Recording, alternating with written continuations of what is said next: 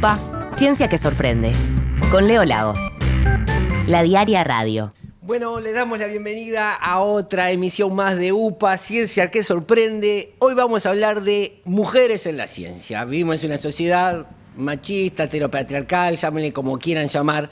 Lo que sí es cierto es que si tenés un género o si tenés otro, eso puede determinar algunas realidades distintas. Y el mundo de la ciencia, por lo general la gente que piensa que los científicos y las científicas son gente distinta al resto de la humanidad, son exactamente lo mismo que el resto de los seres humanos, y las mismas miserias que se dan en la sociedad se dan también en la comunidad científica. Tenemos problemas cuando vemos las situaciones de poder, por ejemplo, de acuerdo al género del investigador.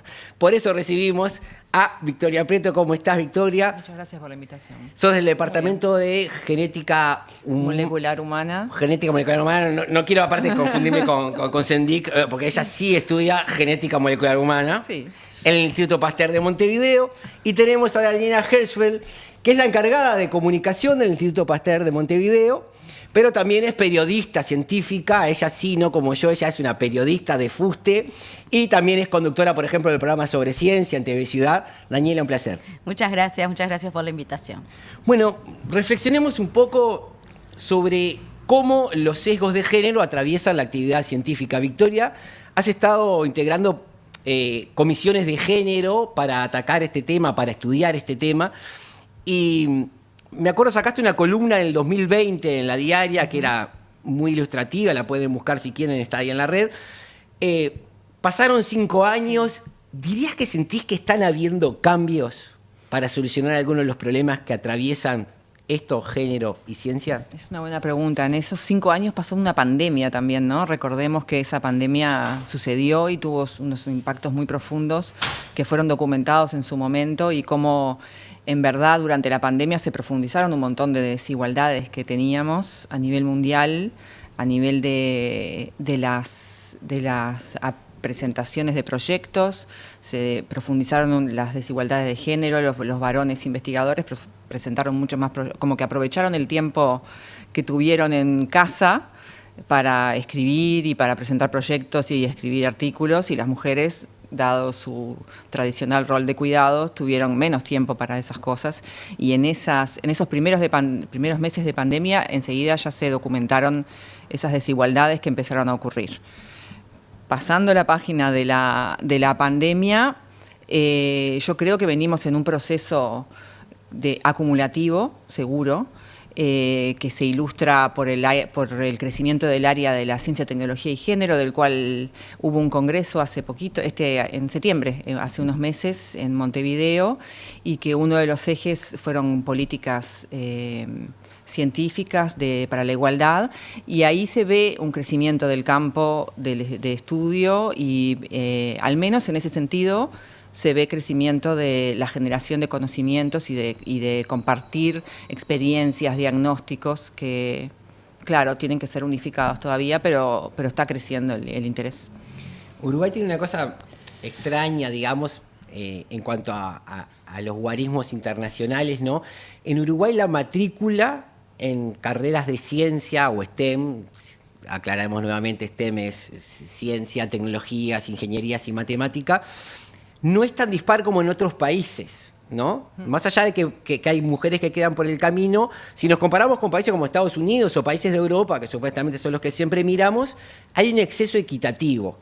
Pero eso tal vez también desnuda, tal vez con mayor magnitud, que a medida que avanzan las carreras, las mujeres son más en las etapas iniciales, pero a medida los grados 5 en la universidad o el nivel 3 en el Sistema Nacional de Investigadores, uno ve que se va diluyendo el género y cada vez aparecen más hombres. Algo pasa ahí en el medio. Sí, esas cifras que vos decís de mayor matrícula, de mayor participación, es muy clara en la universidad y es muy clara en muchos institutos de investigación. Esas cifras ocultan 2 dimensiones de desigualdad o 2 ejes de segregación que se llaman segregación vertical, que es un poco la que vos describiste, de que a medida que vamos mirando los niveles más altos de responsabilidad en los escalafones, van desapareciendo las mujeres y estableciéndose en una especie de estado estacionario que yo lo he encontrado alrededor del 20% de participación y 80% de varones. en los niveles mayores, pero también oculta otro eje de segregación, que es la segregación horizontal, que es en cuanto a disciplinas, ¿no? No todas las disciplinas de las ciencias tienen igual participación de mujeres y de varones. Y entonces tenemos el ejemplo de las ciencias biológicas, que es donde yo participo, que hay una gran abundancia de mujeres, alrededor del 60%, donde igualmente ocurre la segregación vertical que hablamos recién, y tenemos otras áreas como la ingeniería y la física, donde la participación es mucho menor, alrededor de un 30%, y también existe la segregación vertical, solamente que esa segregación vertical en realidad establece techos mucho más tempranos, mucho más bajos, además de que hay poca participación, el techo está mucho más abajito en las físicas y las ingenierías. O sea que es más fácil darte la cabeza contra el techo en esas carreras donde hay más segregación. Sí, hay datos horizontal. Datos de investigaciones de investigadoras de la UDELAR que han hecho ese análisis de eso que vos describías, se llama la tijera invertida, que muestra dónde se cruzan, dónde empiezan las mujeres en su participación en los niveles bajos, y después va bajando y los varones va subiendo y se cruza la tijera en un punto. El punto de cruce ese en las ciencias biológicas está alrededor del grado 3 de la UDELAR, ¿no? Si tenemos a la UDELAR, y en las físicas y las ingenierías ya está entre el grado 1 y el grado 2.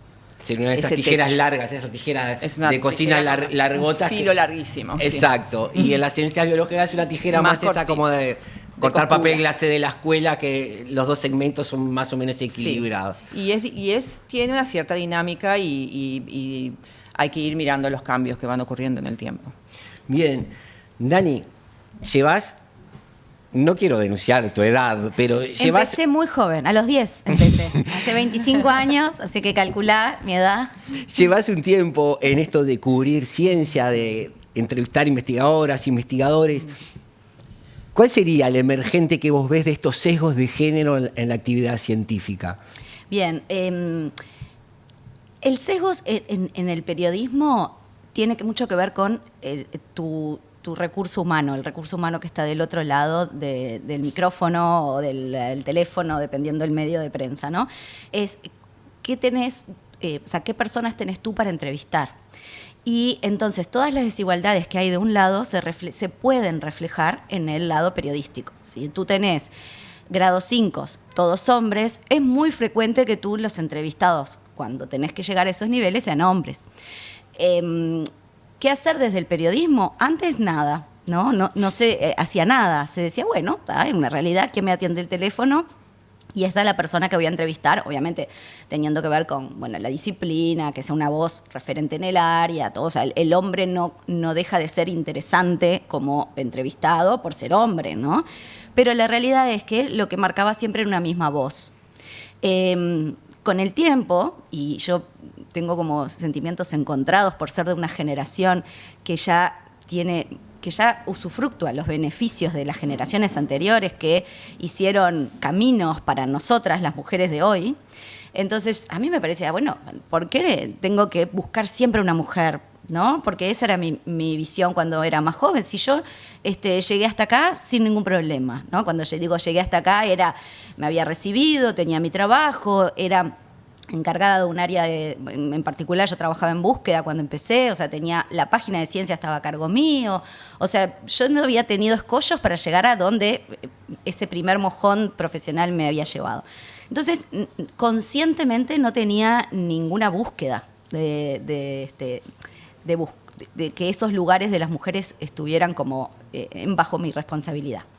Entonces, pero con el tiempo y a medida que vas creciendo, te das cuenta que hay formas de ayudar también a que esas mujeres que no son tan privilegiadas como en ese caso yo, porque no todas tenemos las mismas oportunidades todavía, que puedan llegar.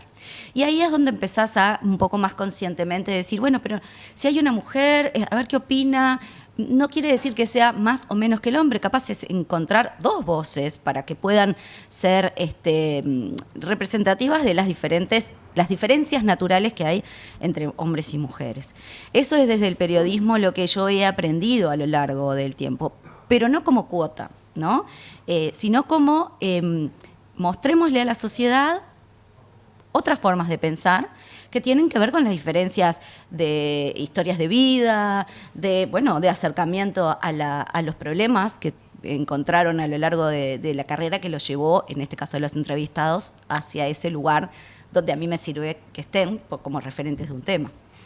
¿Te ha pasado al frente de la comunicación del Instituto Pasteur que te digan, no, pero le recomendaste a una investigadora, no, pero no tenés un investigador? Eso supongo que ya no pasa. No pasa, por Bien. suerte. Y si me pasara, realmente me sorprendería. O sea, es algo que creo que, por eso digo, vuelvo al ejemplo, y porque me interpela esto que voy a decir, ¿no? Vuelvo al ejemplo de que yo pertenezco a una generación que ya usa los beneficios de las generaciones anteriores. Entonces, a mí, como generación crecida en un mundo donde medianamente tuve oportunidades sin mayores problemas, me resultaría hiper sorprendente que del otro lado un periodista me pida un varón, ¿no? Y eso es resultado de un trabajo de muchas generaciones anteriores que hicieron posible esto, ¿no? Entonces, realmente no me ha pasado.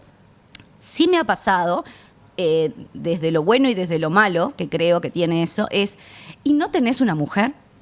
Porque así tenemos dos, ¿no? Uh-huh. Entonces digo desde lo bueno y desde lo malo, porque a veces hay áreas, hay temas que lleva un investigador hombre, porque se ha dedicado especialmente a eso. Entonces, si estás buscando una referencia por un tema, yo te voy a dar la persona que me parece, a mí, después de un conocimiento y de, obviamente, capaz conversaciones con investigadores del instituto, ¿quién puede hablar de tal cosa? Y mira, y el que más sabe es fulano. Y si ese fulano es hombre, me parece que no está bueno tampoco decir, ay, bueno, pero si querés una mujer, voy a fulana que no sabe tanto, pero que es mujer. Esas cosas me parece que en realidad afectan a la mujer. La ponen en un lugar donde van a decir, no, pero ¿y por qué no habla fulano, que es el que sabe? Ay, no, porque ella es mujer. Y es ahí donde nosotros no está bueno que eso pase.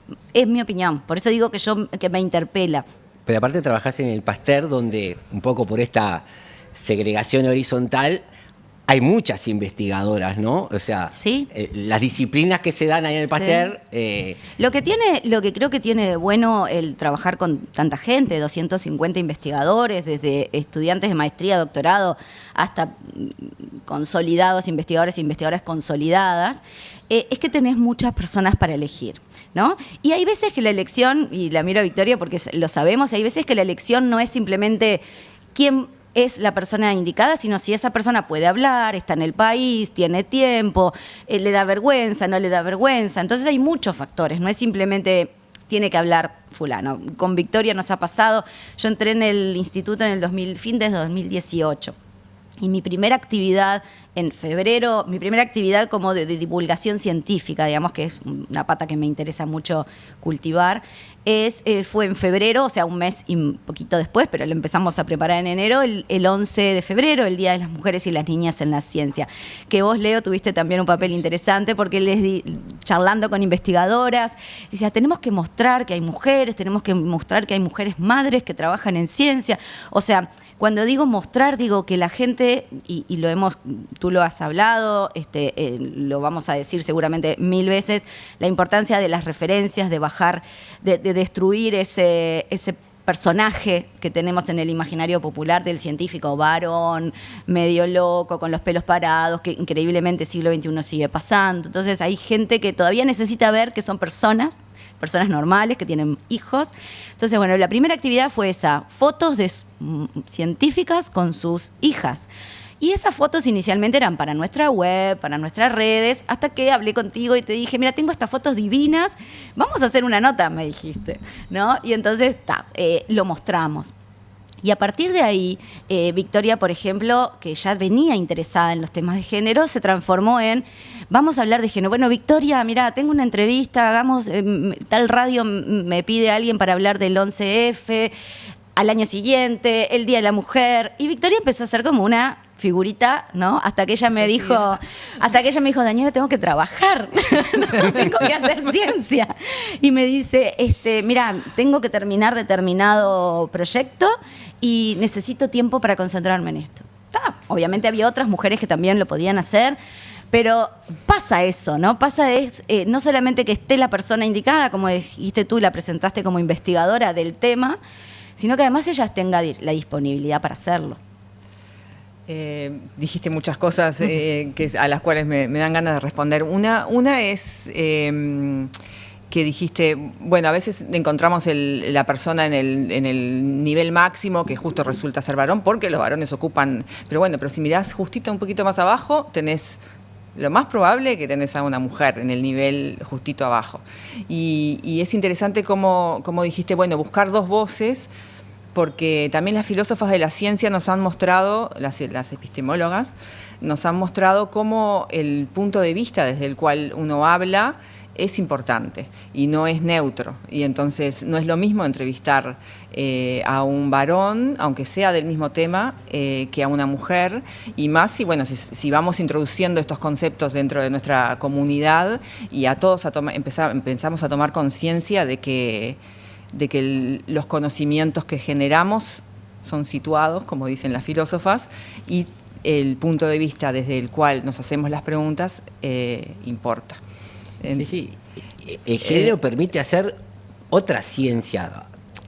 Además, ¿no? Tenemos temas que son muy citados. Por ejemplo, si yo te pregunto cuáles son los síntomas que anuncian un infarto, toda la sintomatología que vamos a citar está basada en el infarto que se da en los hombres, que por lo general es hombre de entre 40 y 50 años, porque hay unos sesgos incluso en qué investiga y cómo se investiga, las ciencias médicas en este caso, que han invisibilizado algunos otros síntomas en las mujeres. También tienen infartos, pero son otros lugares. No empieza con esa puntada en las axilas que se da en los hombres, ¿no? Y de ahí para adelante. De ahí para adelante. De hacer estudios de eficacia de fármacos y no tener en cuenta el ciclo menstrual o otras y hasta el estigma, hasta los prejuicios. Por ejemplo, las mujeres cuando decían, citando el caso de los infartos, muchas veces decían, tengo una opresión en el pecho, ay, debe ser ansiedad. Debe ser que estás estresada, debe ser... Y en realidad era un infarto, ¿no? Pero claro, la mujer con falta de aire era angustiada, nerviosa, claro, y bueno, todas las cuestiones. Cómo se intersecta el género en el cuidado de la salud y en la investigación en sí misma.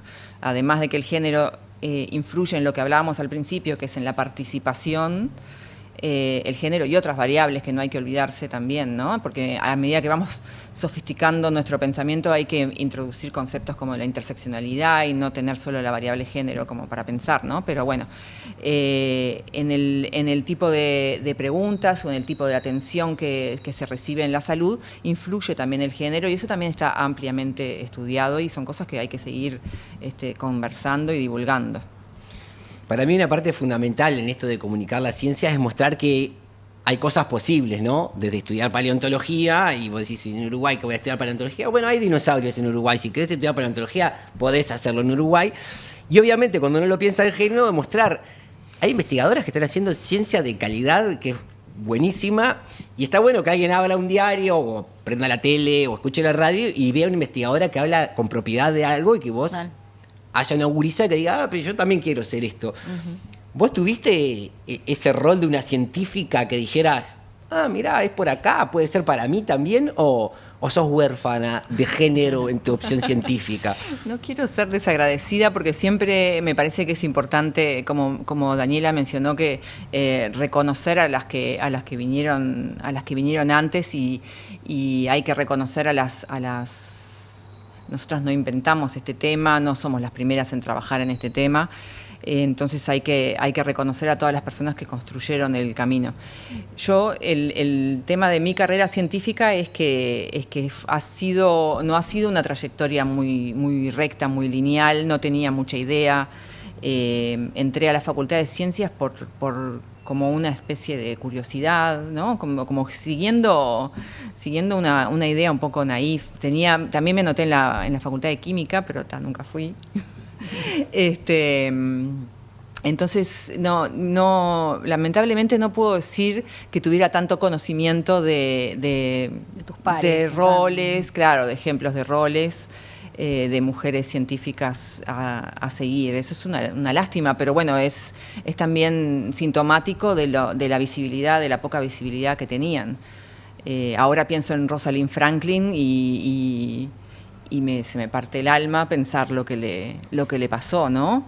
y cómo sucedió que su trabajo fue prácticamente robado por otras dos personas. Estamos hablando de una investigadora que ayudó a entender la estructura del ADN, que después fue la persona que hizo los experimentos y hizo las primeras interpretaciones de cómo era la doble hélice del ADN. Y después vinieron Watson y Crick y se llevaron todo el mérito, Nobel, todas esas cosas, y Rosalind, pobrecita, quedó invisibilizada. Sí, además murió prematuramente y entonces no pudo obtener el reconocimiento que se merecía. Y es una historia súper triste, pero bueno, es de las cosas que sucedieron.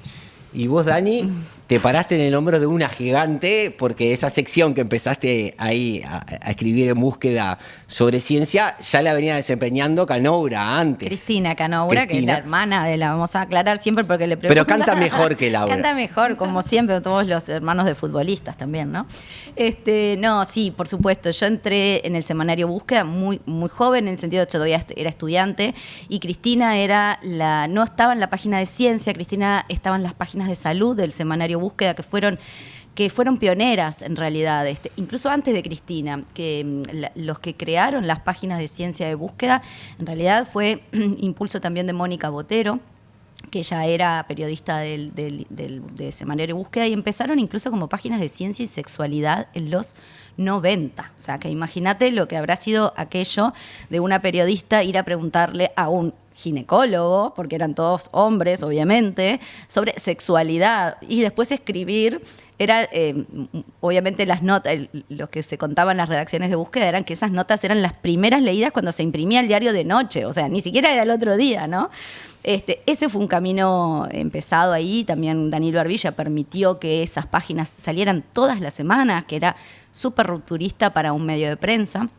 O sea, no era cuando había algo de un tema de salud, era todas las semanas cubrir un área, como se cubría economía, política, deportes. Eso era muy raro en los 90 para Uruguay. Después ingresó Cristina en las páginas de ciencia, y yo entré cuando la periodista de ciencia se había ido, así que tuve como una causalidad muy interesante, pero justamente tal cual lo que vos decís, me paré sobre los hombros de estas mujeres que hicieron camino en el periodismo de ciencia y de salud. Y aprendí e hice mi propio camino, me golpeé con mis propias paredes, sorteé cosas, busqué formarme, o sea, pero porque antes lo hicieron otras personas también, ¿no? Bien, se fue volando el programa de hoy.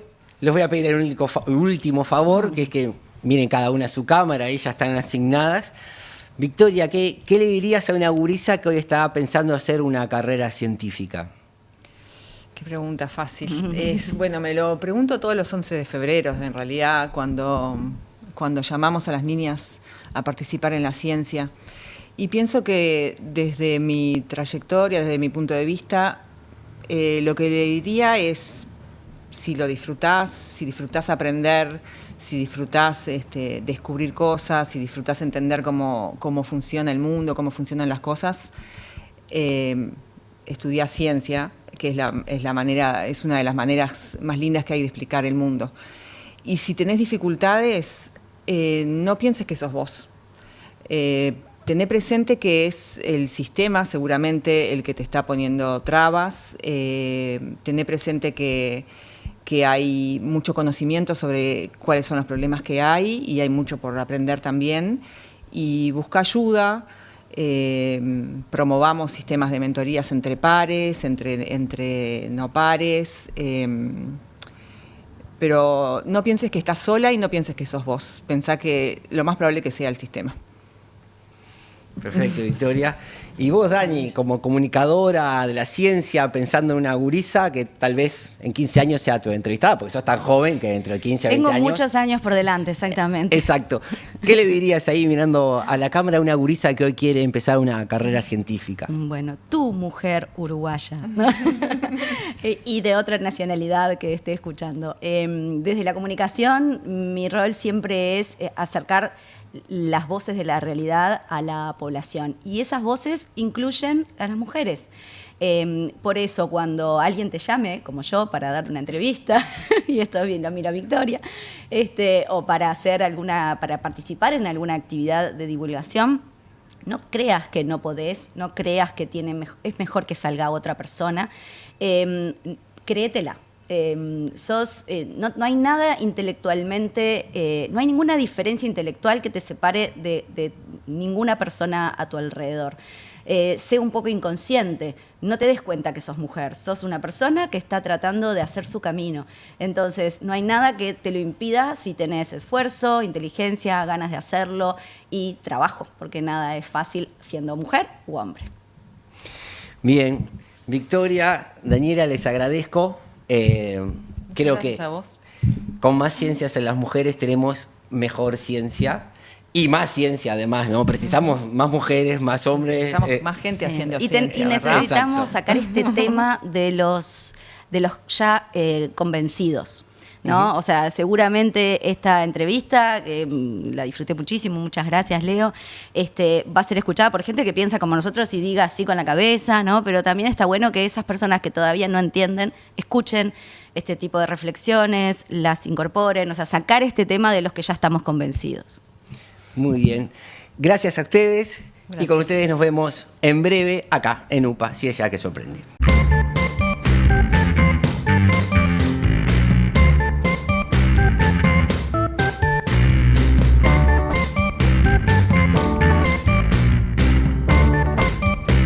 UPA, Ciencia que sorprende. Con Leo Lagos. La Diaria Radio.